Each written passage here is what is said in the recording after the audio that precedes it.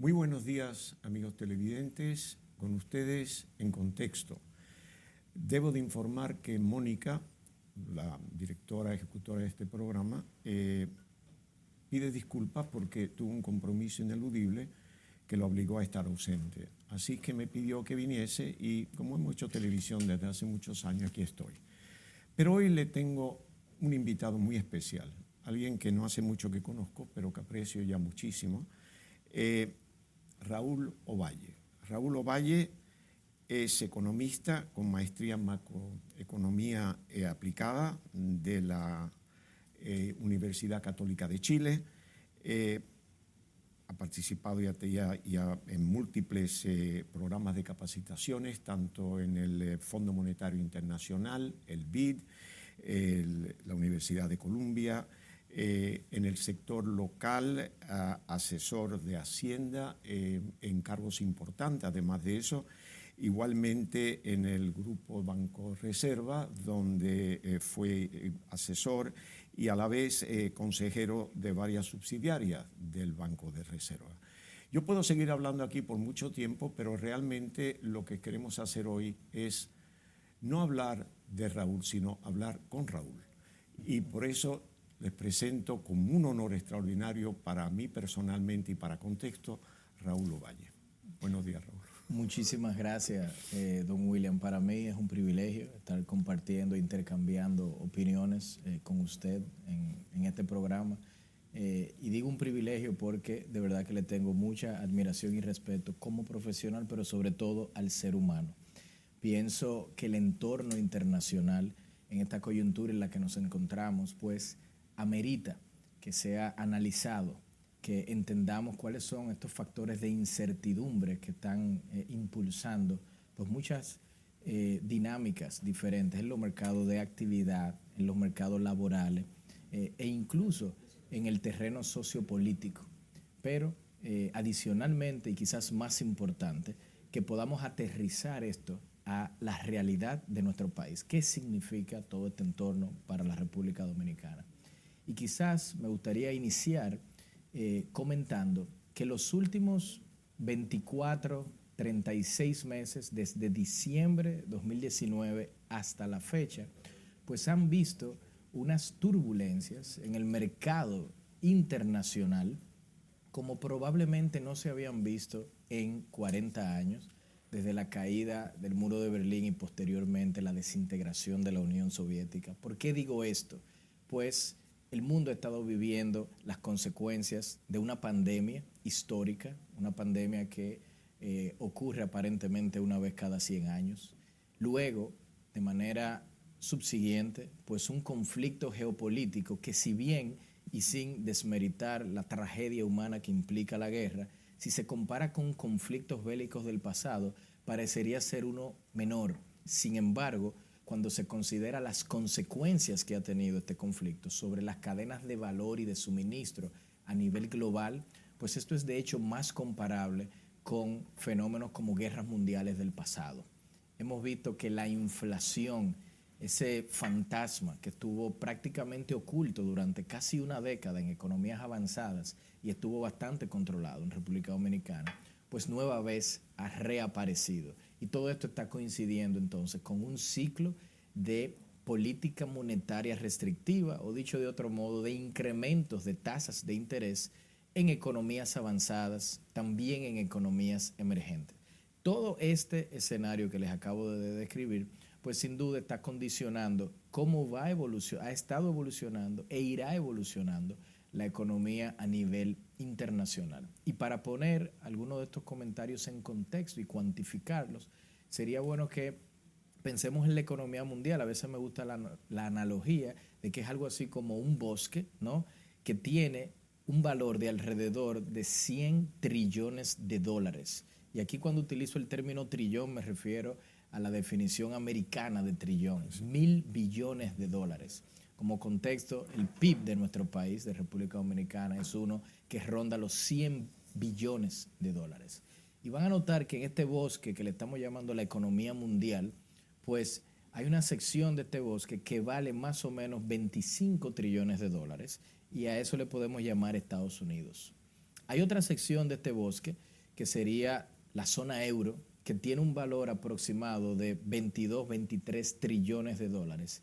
Y China, que es otra sección de este bosque, pues tendría un valor de alrededor de 18 trillones de dólares. Van a notar que si sumamos estos tres bloques económicos o zonas económicas, pues vamos a tener que cerca de 6 de cada 10 dólares de PIB mundial se producen en estas tres zonas económicas: China, Estados Unidos y la zona euro. Y cada una de estas zonas está atravesando por un sinnúmero de riesgos que pueden afectar a República Dominicana. Voy a iniciar con Estados Unidos. Estados Unidos, importante analizarlo, siendo nuestro principal socio comercial, nuestro principal emisor de turistas, de donde recibimos la mayor cantidad de inversión extranjera directa, pero también de donde recibimos la mayor cantidad de remesas. Actualmente Estados Unidos está atravesando por la mayor inflación que hayan visto en 40 años. Y aquí es importante cuantificar. Estamos hablando de un incremento de precio año a año de alrededor de 9%. La última vez que los americanos vieron eso fue alrededor de los 80, a finales de los 70, principios de los 80, luego de la revolución iraní, aquella crisis del petróleo. Pero es importante notar algo. En aquel momento, la inflación pico o máxima que vivió Estados Unidos fue de alrededor de 15%. Por lo tanto, para los americanos, un 9%, desde el punto de vista histórico, es algo muchísimo más elevado que, por ejemplo, el 9 que tenemos en República Dominicana, si lo comparamos con episodios inflacionarios de nuestro pasado, donde vimos inflaciones de doble dígito bastante altas. Entonces, esto ha llevado a que ese Banco Central haya tenido que incrementar tasas de interés para controlar lo que ha sido este incremento de precios tan elevado, por cierto, producto de una extraordinaria recuperación económica en ese país que se vio en los años anteriores. Y esto, por supuesto, tiene consecuencias sobre el resto de las tasas de interés, no solamente a nivel de países avanzados, pero también en países como la República Dominicana. Y aquí, si me permite, otro elemento importante es destacar que en República Dominicana, de cara al registro de los precios, el índice de precio al consumidor que calcula nuestro Banco Central, pues cerca de la mitad de los bienes son importados. Por lo tanto, evaluar la evolución de la inflación americana es importante para entender cuáles son las potenciales consecuencias en la inflación local. Como ya dije, esto ha llevado a que los americanos hayan tenido que incrementar sus tasas de interés. Hoy por hoy andan en cerca de 2.5%, la tasa de política monetaria de su Banco Central, de la Reserva Federal. Este número es considerado más o menos en línea con los niveles, si se quiere, de tendencia. La única diferencia es que en este caso la tasa de interés de política monetaria está en 2,5, pero la tasa de inflación anda en 9. Por lo tanto, en términos reales o ajustados por inflación, como dirían los economistas, todavía tenemos tasas negativas. Tú dijiste algo sobre la concentración de Producto Interno Bruto básicamente en 3 continentes. Si analizamos la historia de los últimos 300, 500 años, ha sido así realmente. Si vemos, por ejemplo, Europa en el siglo XVIII, ¿verdad? 19, si vemos Estados Unidos posteriormente, la gran diferencia entre la historia actual, una de las grandes diferencias para mí entre la historia actual o lo que sucede hoy y lo que sucedió es primero la globalización y la interdependencia entre los productores de materia prima y los países avanzados que son los industrializados. Es decir, vemos el crecimiento de China, fundamentado básicamente en su exportación, entre los últimos tiempos se concentra en el mercado local, pero depende de materia prima importada. Vemos Estados Unidos, que fue el único que tuvo el privilegio de crecer teniendo la materia prima en casa, sobre todo los combustibles, claro, las minerías. Y Europa, que ha dependido siempre de las materias primas de las colonias europeas, que fue por lo que evidentemente se aprovecharon los españoles cuando llegaron aquí, se aprovecharon los europeos y se dividieron el continente africano en el siglo XIX, y Gran Bretaña, evidentemente, su gran imperio, pues se compuso en ultramar. Es decir, que la gran diferencia es esa, y la volatilidad tal vez sea esa, de que así como China tiene una base industrial muy fuerte y depende, pero depende también de las importaciones. Entonces, hay una situación realmente donde si analizamos, por ejemplo, el contexto económico con el contexto de capacidad militar, tú vas a ver que el único país que puede sostener eso es Estados Unidos, que posiblemente sea el que menos depende de materia prima. Pero ni Rusia ni China tienen aún hoy la capacidad militar que tendría que tener una armada, una capacidad extraordinaria, más una moneda universal que la pueda sostener. Y ese yo creo que es la esencia hoy del conflicto, que no lo vemos tan claramente, de que Estados Unidos va perdiendo un grado de hegemonía que tenemos, ¿no?, de la fuerza que ha tenido durante más de un siglo, China creciendo rápidamente y una Rusia que no acepta totalmente el hecho de que no es una potencia universal, es una potencia más bien regional, enorme, con materia prima. Yo creo que eso es, a mi criterio, una manera diferente, fuera de los índices, digamos, de las economías y el comportamiento de la situación hoy, que la difiere grandemente de, como tú bien dijiste, de situaciones posiblemente de mucho más alcance en términos de vida, como la Segunda Guerra Mundial, la Primera Guerra Mundial, pero tal vez que la situación hoy, sin ser una guerra mundial, existe una amenaza de guerra mundial, como no la hemos visto desde la crisis de Cuba del 62, pero está ahí, tanto conflicto en Europa como conflictos de China con Estados Unidos, con la visita de Pelosi que se ha atendido. Sí. Y es un ejemplo de lo que digo, donde un país quiere todavía imponer un criterio y otros que quieren realmente ubicarse en el espacio que ellos consideran que ya han logrado alcanzar. Totalmente. Yo pienso que en su comentario hay que destacar que si hay una constante sería China, a través de toda la historia, donde durante lo que se llamó el periodo de humillación que sufrieron y donde el imperio de algún modo experimentó un descenso, cuando uno lo mira en una escala de 500 años, incluso 1000 años, pues sí China ha sido una constante. Han habido algunos países o economías que han tenido ascensos meteóricos y luego caídas. Quizás Argentina es un caso clásico, que hace 100 años tenía pues niveles de riqueza que podían ser comparados con un top 5, un top 10 de países a nivel global, y ya pues estamos bastante alejados de ello. Rusia también es un caso interesante, sobre todo por la extensión territorial de lo que fue su imperio. Tuvo un gran ascenso y posteriormente una caída, algo que ha descrito en general, ¿no?, sí, los imperios a través de la historia. Pero esto conecta muy bien con lo que mencionábamos al principio, de que a pesar de que a nivel de pérdidas humanas no es un conflicto comparable, insisto, sin desmeritar la tragedia que implica lo que ha estado sucediendo, en términos de las consecuencias socioeconómicas, pues sin duda estamos viviendo algo que podría ser comparable. Y yo pienso que usted ha dado en la clave, y es cómo hoy tenemos una interconectividad a nivel global, producto de estos 30 años de globalización, de ese dividendo de la paz que generó pues un importante incremento de la clase media global, de la concentración de riqueza incluso también, y que permitió que empresas americanas se colocaran en Rusia, en China, a trabajar a pesar de distintos o de economías con ideologías políticas, ¿no?, completamente diferentes, algo que no hubiésemos esperado en una era, por ejemplo, de Guerra Fría. Dentro de todo este contexto, pues, se ubica un Estados Unidos que teniendo incrementos de tasas que yo mencionaba al principio, pues lo coloca en un riesgo de recesión, de desaceleración tan profunda en los próximos 12 meses que potencialmente pudiera llevar a que nuestra propia economía se vea afectada en la primera mitad quizá del año que viene, producto de la caída o desaceleración de esa demanda externa que es tan importante para nosotros.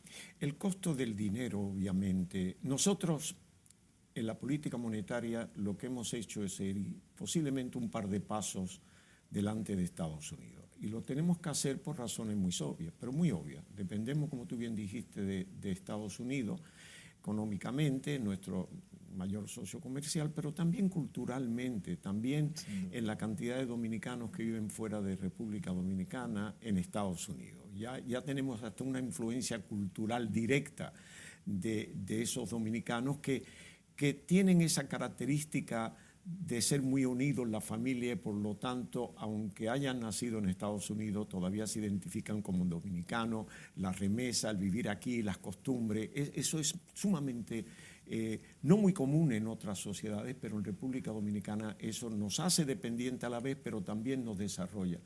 Lo interesante de cómo yo veo esto en República Dominicana ahora mismo es que las tasas de interés, como la de referencia del Banco Central del 7,75, nos lleva a tasas de interés de 2 dígitos en el mercado. Es decir, la inflación obviamente de un 9,5%, digamos anual, pero con tendencia bajo la presión a la baja, pero que eso va a tomar tiempo. El asunto es que vamos a ver un costo del dinero elevado, no solamente por las medidas que tenemos que tomar de política monetaria, sino precisamente por la presión de fuera. A medida que van subiendo las tasas de interés en Estados Unidos, que van a seguir subiendo. Imagina que posiblemente para fin de año esté alrededor de un 3 y pico, 3,50%. Claro. Y en Europa igual, aunque han sido más lentos por la guerra ucraniana, la situación de esa guerra, el problema del gas natural, en fin, de la energía, pero definitivamente van a empezar a subirla. Nosotros competimos, tenemos no solamente el elemento del costo, sino el posible elemento de cierta fuga de capital del momento que esos mercados lleven la tasa de interés a una tasa que se haga interesante para sostenerlo.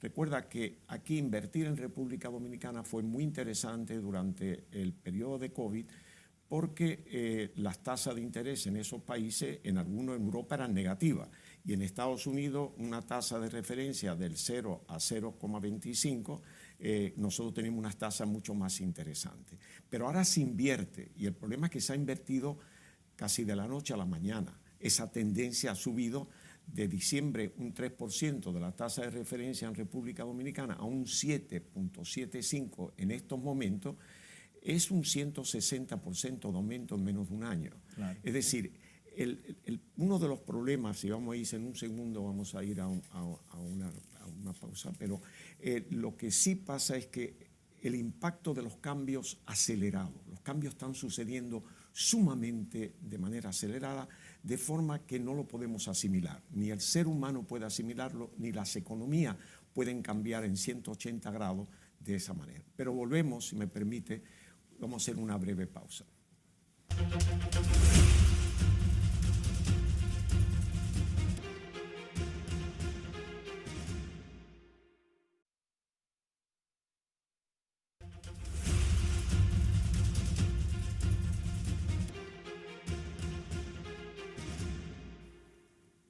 Bueno, pues nada, Raúl, con lo tuyo, que estamos a mitad de algo interesante. Muy interesante lo que comentas sobre cómo estos cambios de las tasas de interés a nivel global e incluso en nuestras economías también, pues podrían llevar a comportamientos diferentes de los capitales de lo que habíamos visto. Y ahí sí yo quisiera mencionar algo. Si bien es cierto que la presión de salida de capitales la provoca en principio que las tasas de interés a nivel internacional puedan estar aumentando más rápido eventualmente que las nuestras, pienso que hay un elemento que ha cambiado el entorno y es distinto a lo que veíamos incluso antes de la pandemia. Y es que en el caso particular de nuestra región, por primera vez desde que tenemos vida democrática en la mayoría de los países de Latinoamérica, hemos tenido una especie de ola roja de ideologías izquierdistas. Y aquí no quiero calificar si es que una ideología izquierdista es más o menos buena a la hora de gestionar la economía que una derechista. Yo obviamente me considero un capitalista y lo voy a defender siempre. Pero aquí yo sí quiero mencionar que la historia muestra que los mercados penalizan a gobiernos de izquierda en promedio más que aquellos de derecha. Entonces tenemos en la región Argentina, tenemos a Chile, tenemos a Colombia recientemente, potencialmente a Brasil en pocos meses. Tenemos el ejemplo venezolano trágico desde hace tantos años ya. Tenemos incluso México, si pudiéramos incluirlo. Y entonces República Dominicana sería como la única economía que tiene capacidad de emisión de bonos en los mercados internacionales, donde el concepto de ideología de izquierda, los mercados no lo ven aquí. Y es interesante porque no lo ven no solo por un tema del gobierno vigente, sino en todo el escenario político, ya sea el partido Fuerza del Pueblo, o el eventual candidato que lleven, ya sea el partido PLD o el eventual candidato o candidata que lleven, o el propio partido de gobierno, en todo el espectro del escenario político, los inversionistas no entienden que ninguno representa un riesgo de un retorno hacia una izquierda, y eso podría ser una oportunidad interesante para que capitales entonces salgan de estas economías y migren a la República Dominicana. Y a esto habría que agregarle el contexto del famoso nearshoring, o la necesidad que están teniendo empresas de retornar las sedes que previamente estaban en países como, ya lo mencionamos, China, quizás Rusia en algunos casos, pues eventualmente traerlas más cerca en términos de sus operaciones.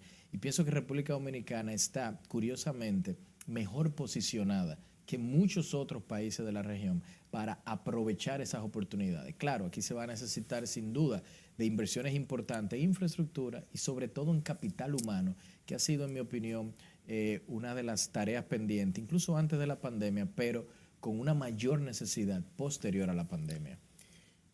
Ese último comentario tuyo sobre los recursos humanos, y eso es tema para un programa entero, pero debo decirte lo siguiente: si analizamos la naturaleza de las inversiones del capital fuerte, ¿no?, multinacional, muchos de esos países tienen materia prima, y si vemos la concentración de las inversiones están en la materia prima. Pueden haber casos, por ejemplo, si vemos a Chile, sabemos que sí, se llegó a nacionalizar, pero de hecho dependen de los mercados exportadores que controlan las exportaciones. Es decir, aunque haya producción en esos países, realmente los mercados lo controlan las grandes multinacionales, como por ejemplo puede ser una Shell, una Texaco o una Exxon, si se trata de combustible, o puede ser una Rio Tinto Mining, en fin, lo controlan ellos. Barrick Gold, definitivamente no es que no tenemos la tecnología, por ejemplo, para explotar, es que no tenemos impacto en los mercados. Barrick Gold, si cierra mañana aquí, no le impacta, porque ellos son ya monstruos que controlan realmente los precios y la situación del mercado. Por consiguiente, cuando analizamos el capital, sí, somos atractivos, no cabe duda de ello. Está Colombia también, que ahora va en una vía que tal vez no sea aceptable, pero el enfoque que se le puede dar aquí a eso es, bueno, seguiremos desarrollando el turismo, que es muy competitivo.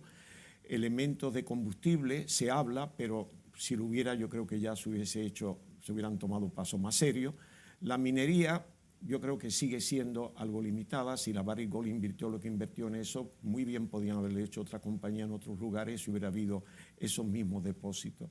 Tenemos que tener cuidado con eso, porque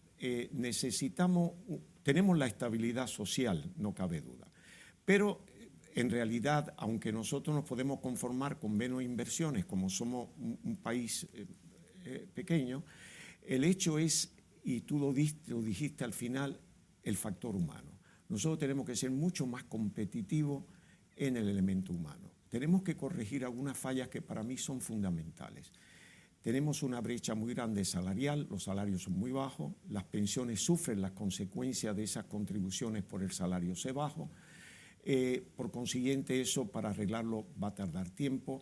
Podemos tener presiones sociales que pueden llegar a la violencia. Es imposible que nosotros sostengamos, imposible no, es casi increíble que podamos sostener una economía con casi un 10% de inflación, con salarios que no alcanzan aún antes de ese 10%. Y lo que sucede es que tenemos una serie dentro de la estructura de debilidades que no hemos sabido corregir. Los países que más sufren ahora son aquellos que tienen posiciones débiles. No porque no tengan, por ejemplo, los recursos, es sencillamente que hay estructuras sociales, sobre todo en América Latina, que tienen debilidades intrínsecas. Es inconcebible que Argentina no pueda resolver el problema. Yo me acuerdo cuando la inflación estaba en un 100%. Yo pasé la inflación de Estados Unidos en los años 80. El LIBOR estaba y el Prime estaba a 20%. Es decir, es una situación, pero lo que me preocupa es eso. Nosotros, por ejemplo, el salario mínimo, que lo medimos los salarios mensuales, pero es que si se trabajan por hora extra, hay que pagar extra, entonces los salarios tienen que ser por hora, como casi todos los países que yo conozco. Segundo, si tenemos una inflación marcada del Banco Central como meta de un 3%, un 4%, digamos entre un 3 y un 5%, los salarios deben de ser ajustados anualmente por esa tasa de inflación, que lo puede asimilar el sector privado y el sector estatal. Pero lo dejamos 3 o 4 años para tener una presión de aumento salarial de un 15, un 20, que es insostenible. Y ahora con la inflación que tenemos ya algunos hablan de un 30. Es recoger todo ese cúmulo de deficiencia existente por no haber tomado las medidas a tiempo o dejarlo, y sucede lo que sucede con el tránsito, que para corregirlo ya estamos en crisis y se requieren medidas casi draconianas para corregirlo, crean crisis. Por consiguiente, lo que tenemos que pensar es, en vez de medir el éxito en base a datos históricos, crearnos metas y tratar de lograr esas metas. El sector privado lo hace. Por ejemplo, si vemos una meta y decidimos que debemos de estar en tal punto en los diferentes componentes económicos y sociales, entonces podemos medir, primero calcular las deficiencias que existen y cómo corregirlas, porque en realidad lo que estamos haciendo para lograr la meta es corregir esa deficiencia para fortalecer la base de nuestra economía, de la esencia del país.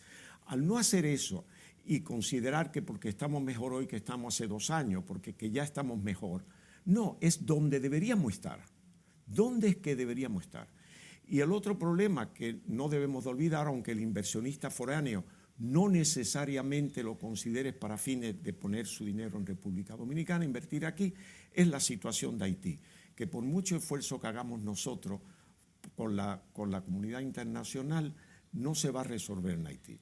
Tenemos que enfocarlo dentro del territorio dominicano, cómo nosotros manejamos la situación de los haitianos aquí.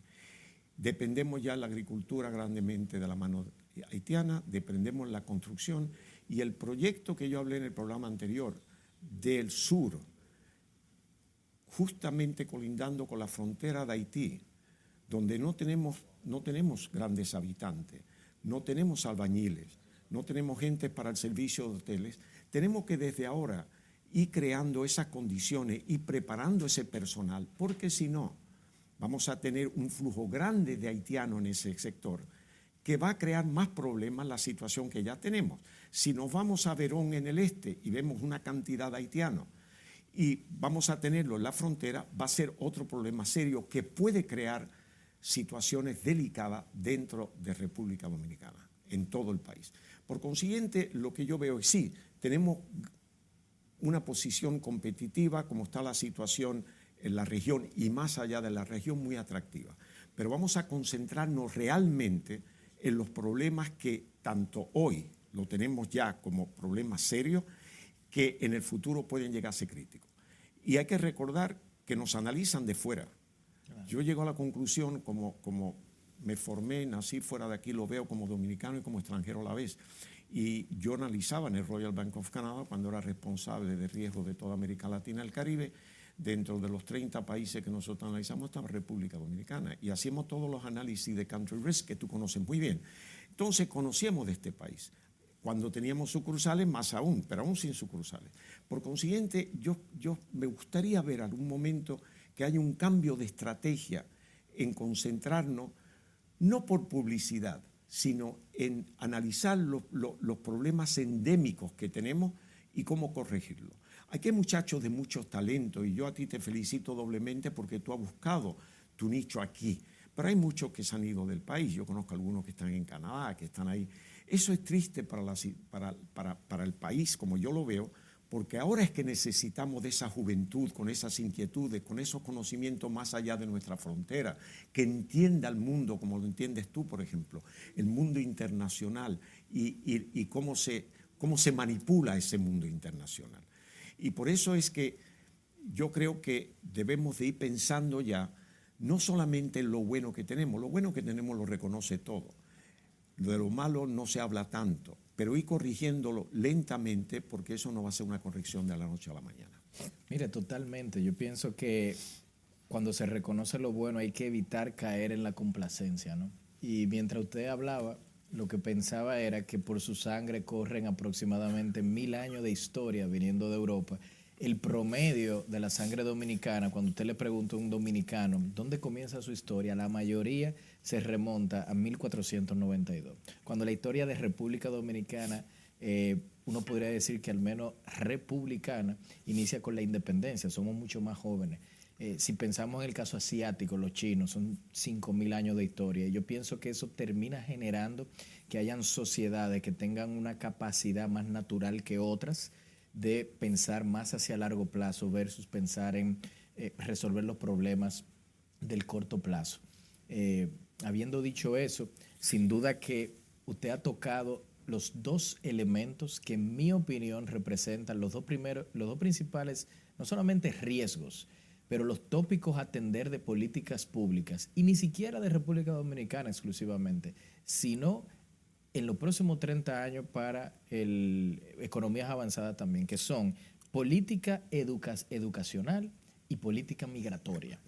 Si bien los riesgos migratorios de República Dominicana vinculados a la gestión de la frontera son distintos, por ejemplo, de los eventuales riesgos vinculados a migración que tiene un país como Japón, al final ambos vamos a tener que buscar la manera de identificar cuál es la política óptima dadas las circunstancias que nosotros tenemos, no solamente culturales, pero más importante geográficas. Yo menciono Japón, pero así podemos mencionar países europeos que son países que están teniendo unos niveles de decrecimiento en su población que son preocupantes, y eventualmente la rigidez en sus políticas de migración podría llevar a que eventualmente este problema se vuelva incontrolable. En el caso japonés gastan más en pampers para ancianos que para bebés, que es quizá la forma más dramática de expresar esa situación. En el caso dominicano, nuestro problema no está hoy en temas de crecimiento de la población dominicana, está sí en una gestión de la frontera. Y aquí es importante reconocer que como democracia liberal que somos, eventualmente, si la frontera no se controla, dentro de 10, 15 años, la población de haitianos descendientes y o de haitianos en muchas de estas provincias, pues superará la propia de República Dominicana. Y hay que preguntarse si nosotros como país estaremos preparados para tener, por ejemplo, oficiales electos. Como democracia liberal lo estamos, se supone, de jure. Nuestra constitución se lo permitiría, porque necesitan representación.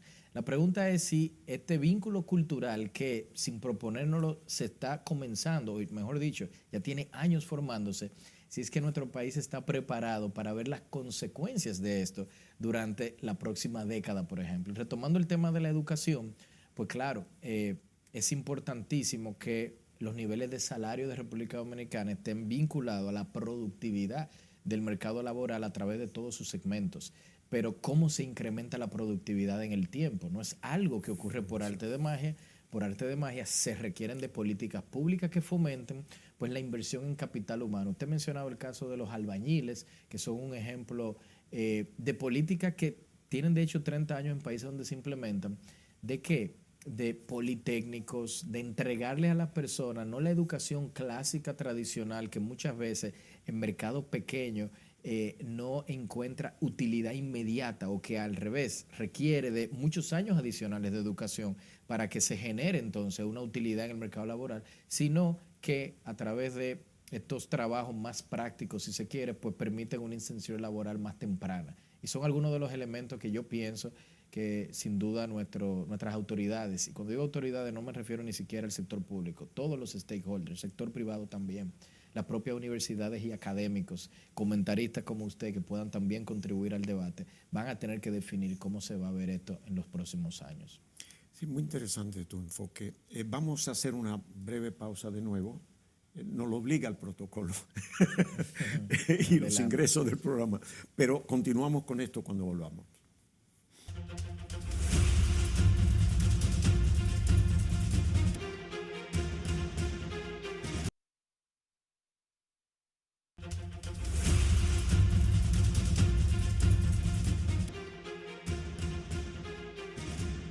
Sí, no cabe duda que los perfiles de los países, los perfiles van cambiando, y con las emigraciones aceleradas que hemos visto en las últimas 2 o 3 décadas, es difícil también que esos países puedan asimilar ese cambio. Estamos viendo cambio en Europa, cambios fundamentales de la entrada de muchos musulmanes, por ejemplo, Sí. Que es un cambio cultural radical. Lo estamos viendo en los Estados Unidos, ya tienen que tener, como, si mal no calculo, como unos 55 millones de hispanos americanos o iberoamericanos en Estados Unidos para una población de 355 o 35. Lo estamos viendo en Canadá, lo estamos viendo con llegadas de asiáticos, lo estamos viendo con llegadas de no solamente de europeos, que era lo tradicional en el continente americano, sino de muchas partes del mundo. Canadá en el año 68, cuando creó su propia constitución, que era el tratado, antes de eso era el Tratado Británico de América del Norte, que estaba depositado en Londres, ellos reconocieron eso, que tarde o temprano el WASP, ¿no? el protestante, anglo-protestante, en fin, blanco, que dominaba la sociedad y la cultura, iba a cambiar, iba a ser minoritario. Entonces, por ejemplo, los empleos se le daba preferencia, siendo todo igual, que era muy difícil que todo fuera igual, pero digamos que tenía las mismas habilidades, un candidato, los mismos conocimientos, la misma formación académica, se le daba preferencia al minoritario.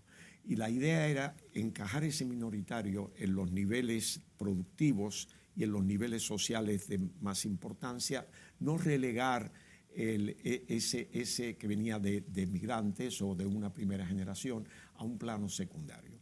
Y ahí ya se reconocía que tarde o temprano el perfil iba cambiando e iba a cambiar un momento donde lo que han sido la mayoría por 2 siglos, por ejemplo, llegarían a ser minoría. Y ahí es que viene el conflicto. Cuando el que tiene un poder social, económico, etcétera, empieza a sentirse amenazado por alguien extraño, alguien que no se asimila necesariamente. Y hemos visto el fenómeno en Europa con la Comunidad Europea, la Unión Europea, donde cuanto más se une Europa, más surgen las regiones, porque la esencia de las culturas está en las regiones. Entonces tú tienes un catalán que dice yo soy catalán, hablo catalán, soy español y soy europeo. No, yo soy catalán y europeo. Lo de español, bueno, pero si en España hablan en Vizcaya el vasco y en Galicia el gallego y en Andalucía lo que hablen y en Valencia el valencià, pues yo soy europeo como otro. Y eso está muy bien, pero estamos en un proceso de cambio mundial en todos los aspectos, precisamente por lo que se dijo, por la globalización, la aceleración de las comunicaciones, de los transportes y la inhabilidad de las sociedades de asimilar ese volumen en todos los aspectos, sea de fabricación, de materia prima, de demanda, de oferta, de personas, y no las podemos asimilar tan de golpe. La Comunidad Europea, cuando hay una, como estamos viendo ahora, la Unión Europea, cuando hay una amenaza como la que hubo unos años atrás por la llegada de tantos inmigrantes, por ejemplo, Schengen, el acuerdo de Schengen pasa a un plano secundario porque hubieron países que cerraron sus fronteras. Quiere decir que Alemania, Checoslovaquia, si mal no recuerdo, Hungría, cerró su frontera, ya que el Schengen no seguía. El hecho de estar, por ejemplo, en Francia no te daba libertad de poder pasar a Alemania si ellos consideraban que estaba bajo amenaza. Cuando el acto terrorista en Francia, Francia cerró sus fronteras. Es decir, ahí vuelve otra vez lo intrínseco, que es como la pirámide de Maslow, donde tú tienes la base de necesidades fisiológicas, después tiene el pico, ¿no? El cenit, que es tu logro, el logro. Pues aquí lo mismo, el ser humano vuelve otra vez a lo primitivo cuando se siente amenazado. Entonces vuelve a él o a su núcleo social y cultural. Entonces yo creo que eso es una cosa que es un proceso. Yo creo que estamos viviendo una etapa de proceso para tratar de asimilar todos estos cambios y encajarlos. Y por eso vemos la situación de Estados Unidos frente a China, vemos tal vez Putin de una manera un poco más dramática y drástica con Ucrania, aceptar que hay un statu quo, una situación que si no es perfecta, requiere de cierto tiempo y proceso para que sea de una manera que encaje sin crear un desequilibrio absoluto. Yo creo que estamos en ese proceso, o sea, no estamos al final. Todavía tenemos los medios, estamos experimentando, nunca ha pasado, como tú bien dijiste, lo que está pasando ahora, y por eso yo creo que debemos de ir pensando al futuro con las consecuencias, siempre mantener consecuencias para ir controlando el nivel de todo lo que se hace, sean política monetaria o sean sociales. Sí, mire, yo quisiera complementar eso que menciona, y es que a veces se tiende a pensar que la historia es como este flujo de eventos que eventualmente llevan a un desarrollo continuo de los pueblos y que a veces son interrumpidos por episodios de conflicto o por episodios como pandemias o quizás desastres naturales, etcétera, pero como que en el tiempo siempre hay esta nueva etapa de desarrollo. Pero hay interpretaciones alternativas que muestran que quizás se parece más a algo más cíclico, casi que a un círculo donde de repente las economías se abren, como ocurrió durante los últimos 30 años, se genera una globalización, un intercambio de bienes, de experiencias, de culturas que fomenta creatividad, creación destructiva y un ciclo entonces de desarrollo y progreso y prosperidad. Eso lo vivimos con los persas en su momento, lo vivieron los griegos, lo vivimos de hecho en los últimos 30 años más recientemente. Y durante esos periodos, este concepto de que esta persona que llegue, el inmigrante, es una amenaza, pues no se percibe así. Se comienza a percibir así cuando de repente ese ciclo llega a su fin, producto de un conflicto bélico como lo estamos viendo ahora, o una pandemia, o un algo que vuelve o que hace que las sociedades vuelven y se cierren, vuelven a retornar a esto que estamos viendo ahora. Es casi el retorno impresionantemente a un mundo de esferas de influencia como se vivió durante la época, ¿no?, de la Guerra Fría. Y aprovecho y comento, en esa época, usted recordará, años 70, cuando Kissinger decide, fue el arquitecto, ¿no?, de generar un nuevo canal de comunicación en aquella época que lucía imposible con China, porque veía desde Estados Unidos que no podía tener a los soviéticos y a los chinos como dos bloques en contra, sino que decidió aliarse con uno. Fíjese cómo una visita tan reciente como la que hizo Pelosi a Taiwán, mandando una señal un poco incómoda, si se quiere, para los chinos, es algo que se aleja tanto de la política que caracterizó al entorno que a su vez caracterizó Estados Unidos en aquella época. Y aquí entonces retomo a cómo se diseñan políticas migratorias en un mundo donde nos estamos cada vez cerrando más. Y yo pienso que es uno, junto con el tema de educación que mencioné, de los principales retos que van a enfrentar autoridades en toda parte del mundo. Usted mencionó el ejemplo canadiense, que a mí me parece interesantísimo. Yo lo califico como una política migratoria exitosa que ha generado el resultado de un ingreso de capital humano que contribuye no solamente en términos de valor agregado a la sociedad, pero incluso culturalmente se puede hablar de una vinculación o asociación a mayores niveles de educación y menores niveles de violencia, o entre otros tipos de crímenes que cualquier sociedad quisiera no tener. Yo pienso que Singapur es otro ejemplo interesante. De hecho, es hasta más interesante por el pequeño tamaño que tienen, por el hecho de que están ubicados geográficamente en una zona donde muchos de esos países se perciben a su vez como de algún modo superior, si se quiere, a otras culturas, pero Singapur tiene ciertas políticas migratorias que permiten que entren los de mayor nivel de capital humano y todos puedan vivir en convivencia. Entonces la pregunta es, ¿cómo podemos nosotros identificar y diagnosticar primeramente de forma adecuada aquello que consideramos el problema? ¿Cuál es el problema en República Dominicana de cara a la migración? Yo creo que es fácil a veces calificarlo y decir el problema es que migran muchos haitianos. Pero yo creo que hay elementos que son mucho más complejos.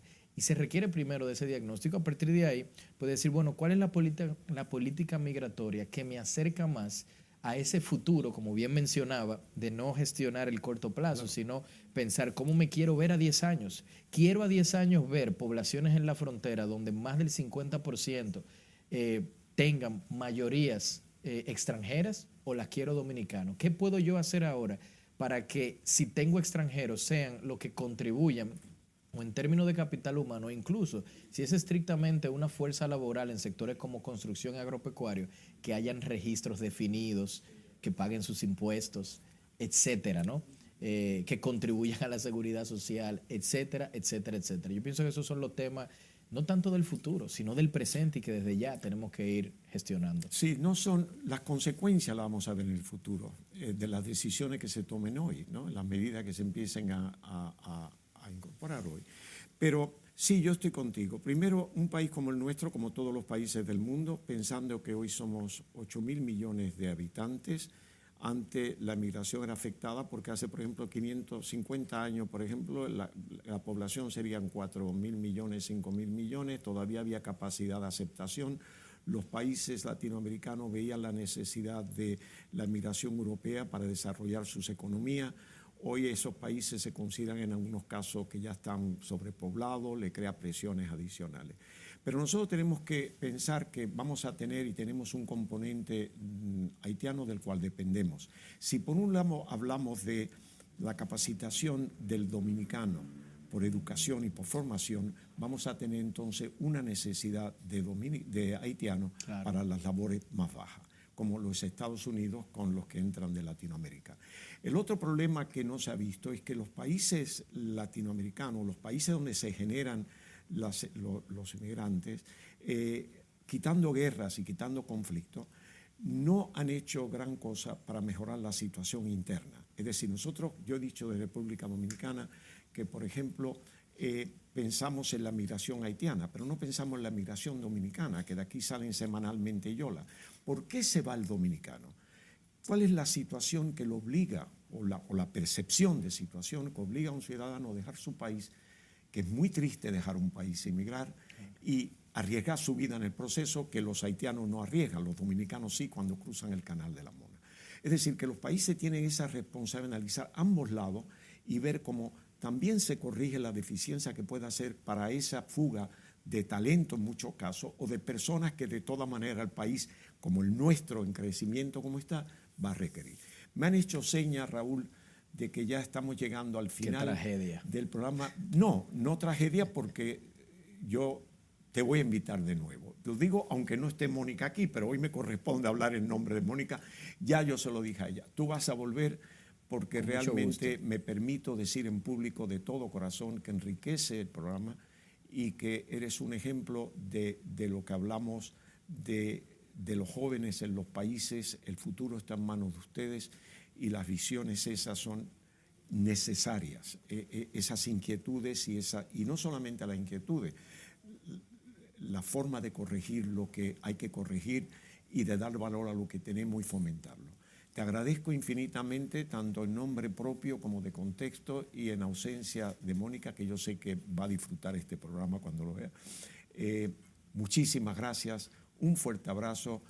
Queda el compromiso tuyo de estar con nosotros nuevamente. Un exceso de cortesía a sus palabras. Muchísimas gracias y pueden contar conmigo cada vez que lo deseen. Gracias a ti. Televidente, muchísimas gracias por estar con nosotros y hasta la próxima entrega de Contexto.